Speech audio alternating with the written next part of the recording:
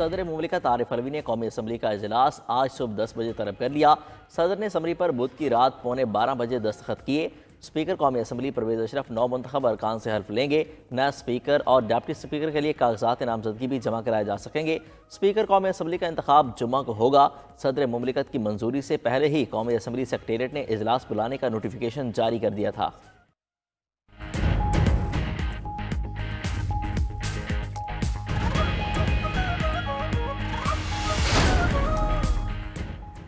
सदर ममलुकत का समरी में निगरान वज़ीर आज़म के लहजे और इल्ज़ामात पर तहफ़्फ़ुज़ात का इजहार। कहा, निगरान वज़ीर आज़म ने समरी में नाकाबिले कबूल ज़बान और बेबुनियाद इल्ज़ामात लगाए। सदर ममलुकत को आमतौर पर समरियों में ऐसे मुखातिब नहीं किया जाता। सदर इंतखाबी अमल में होने वाली बेज़ाब्तगियों और हुकूमत कायम करने के अमल से गाफिल नहीं हो सकता। समरी आइन के आर्टिकल 48(1) के मुताबिक वापस की गई थी।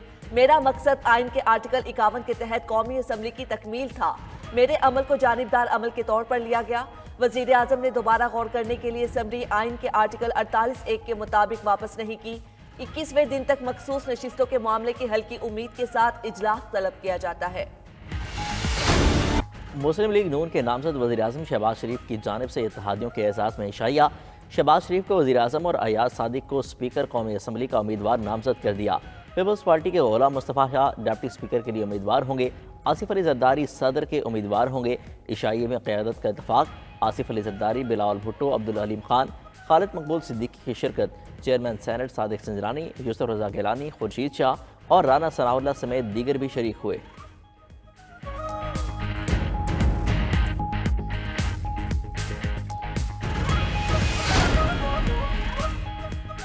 अवाम की तवक्कुआत के मुताबिक पाकिस्तान को दरपेश चैलेंजेस से निपटा जाएगा। इशाई के बाद हुकूमती इत्तेहादी अरकान की मीडिया से गुफ्तगू।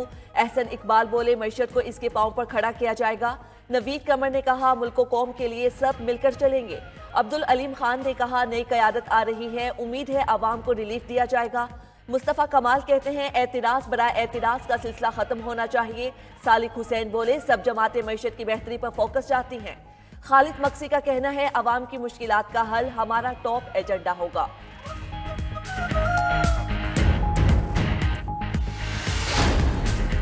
मौलाना फजल रहमान से इत्तेहादी जमातों के कायदीन की मुलाकात। मौलाना से स्पीकर, डिप्टी स्पीकर और सदारती इंतखाब के लिए ताउन की दरख्वास्त। ज़राए के मुताबिक सरबराह जेजुआई ने इंतखाबी धांधली की शिकायत के अंबार लगा दिए।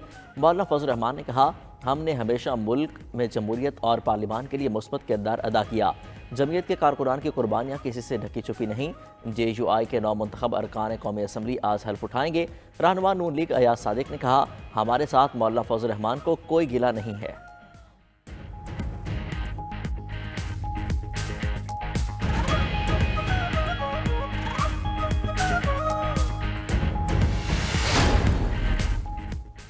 मुझे हटाने में जजेस के अलावा और भी प्लेयर्स शामिल थे। आज वो किसी को मुंह दिखाने के काबिल नहीं। कायद मुस्लिम लीग नून नवाज शरीफ का पार्लिमानी पार्टी से खिताब। कहा, सियासत जरूर करें मगर पाकिस्तानी निजाम को खतरे में न डालें। बानी पीटीआई जब गिरे तो मैं सबसे पहले अस्पताल पहुंचा, बनीगाला भी गया और मिलकर चलने की दावत दी। वास्ता ऐसे लोगों से पड़ा है जिनकी जहनियत आज तक समझ नहीं आई। मजीद कहा, अगले 1.5 साल में पाकिस्तान मुश्किलात से निकल जाएगा।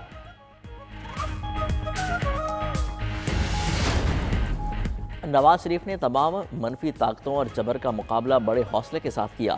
शहबाज शरीफ ने पार्लिमानी पार्टी इजलास से खिताब करते हुए कहा, भुट्टो सूली पर चढ़ गए, बेनज़ीर को कत्ल कर दिया गया, किसी ने GHQ की तरफ रुख नहीं किया, कभी किसी को मीर जाफिर और मीर सादिक नहीं कहा।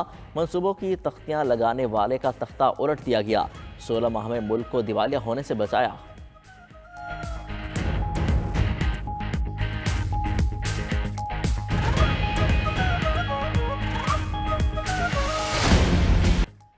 पाकिस्तान तहरीक इंसाफ ने IMF को खत लिख दिया। खत के मतन के मुताबिक IMF से दरखास्त की गई कि 2 हफ्तों के अंदर कौमी और सूबाई असम्बलियों की 30% नशिस्तों का ऑडिट यकीनी बनाया जाए। खत में बेल आउट पैकेज में सियासी इस्तेहकाम मद्देनजर रखने की दरखास्त। PTI IMF प्रोग्राम में रुकावट नहीं डालना चाहती। IMF पाकिस्तान को माली सहूलत देने से पहले गुड गवर्नेंस से मुतल्लिक शराइत रखे। हम ये नहीं कह रहे कि IMF तहकीकाती इदारे का काम करे। खत में तहरीक इंसाफ ने आम इंतखाबात में मुबैना धांधली के खिलाफ तफसीलात से भी आगाह किया। IMF आलमी मुबस्सरीन की इंतखाबात पर रिपोर्ट का जायजा ले।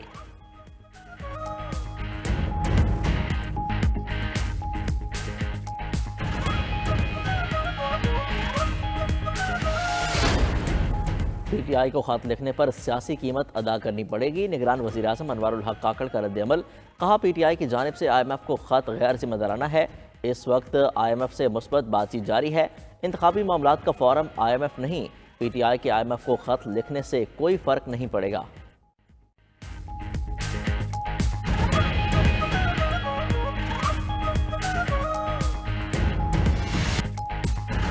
इत्तिहाद कौंसिल की मखसूस नशिस्तों के मामले पर फैसला महफूज। Chief election commissioner Sikandar Sultan Raja की सरबराही में 5 रुकनी बेंच ने मखसूस नशिस्तों के मामले पर समाअत की। बैरिस्टर अली जफर ने दलाइल दिए कि सुप्रीम कोर्ट ने खदशे का इजहार किया कि इंतखाबी निशान नहीं होगा तो मखसूस नशिस्तें नहीं मिलेंगी। सीटों के लिए सियासी जमात का सिर्फ रजिस्टर्ड होना लाजिम है। जिन्हें सीटें मिल चुकी उन्हें दोबारा नहीं दी जा सकती।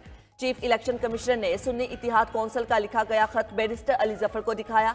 कहा, सुन्नी इत्तिहाद कौंसिल खुद कहती है जनरल इलेक्शन नहीं लड़े, ना ही मखसूस नशिस्तें चाहिए।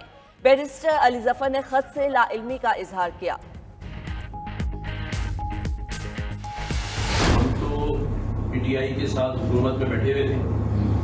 आप दोनों लोग अपोजिशन में थे, पीपल्स पार्टी और नून लीग, बल्कि आप लोग जेलों में जाने वाले थे। ये तो हमने आगे आके 7 वोट आपको दिए और उस 7 वोट देने की वजह से जो हमारा वोट बैंक था वो नाराज भी हुआ और इस बार वो हमें उसने वोट भी नहीं दिया, क्योंकि उसने तो वो उन हालात में भी जब आपने जबरदस्त PTI को दिलाई थी, उस वक्त भी जो 7 सीटें हमें मिली थी वो हमारा अपना मैंडेट था। गवर्नर सिंध कामरान खान टसूरी का MKM पाकिस्तान को वोट न मिलने का एतराफ़। गवर्नर की राब्ता कमेटी इजलास की ऑडियो लीक। नून लीग से इत्तेहाद पर वजारतें न मिलने का शिकवा। कहा, हुकूमत में शामिल होने पर सिर्फ एक वजारत में रही है, गवर्नर भी अपना ला रहे हैं। नाम खालिद मकबूल को पता है। PDM का साथ देने पर हमारा वोटर नाराज़ हो गया।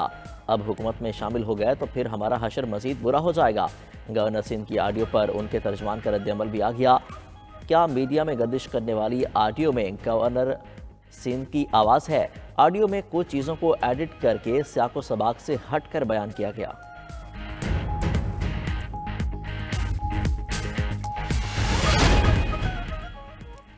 इलेक्शन कमीशन ने सदारती इंतखाब के लिए प्रिजाइडिंग अफसरान मुकर्रर कर दिए। नोटिफिकेशन जारी। इलेक्शन कमीशन के एलामिये के मुताबिक सेनेट और कौमी असम्बली में सदारती इलेक्शन के लिए chief justice Islamabad high court presiding अफसर मुकर्रर किए गए। पंजाब असम्बली के लिए member election commission Nisar Durrani, Sindh assembly के लिए chief justice Sindh high court presiding अफसर होंगे। खैबर पख्तूनख्वा असम्बली के लिए chief justice Peshawar high court और बलोचिस्तान असम्बली के लिए chief justice Balochistan high court presiding अफसर मुकर्रर कर दिए गए। प्रिजाइडिंग अफसरान सदारती उम्मीदवारों के कागजात नामजदगी वसूल और सदारती इलेक्शन के लिए पार्लियामेंट और सूबाई असम्बलियों में पोलिंग अमल की निगरानी करेंगे।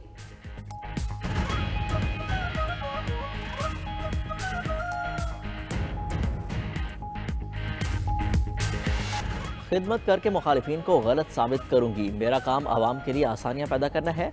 वज़ीर आला पंजाब मरियम नवाज की गुफ्तगू। बोली, आवाम पर मुश्किल बर्दाश्त नहीं करेंगी। मेरे दरवाजे सबके लिए खुले हैं। जितने हुकूमती अरकान की वज़ीर आला हूँ उतनी ही अपोजिशन की हूँ। ऐवान में वज़ीर आला मरियम नवाज की अपोजिशन रहनुमा आफ्ताब राना से उनकी नशिस्त पर जाकर मुलाकात। बिला तफरीक आवाम की खिदमत करने का आज़म दोहराया। पंजाब असम्बली में 358 अरब रुपए मली का बजट मंजूर। बजट मंजूरी के बाद पंजाब असम्बली का इजलास गैर मुअय्यना मुद्दत तक के लिए मुलतवी।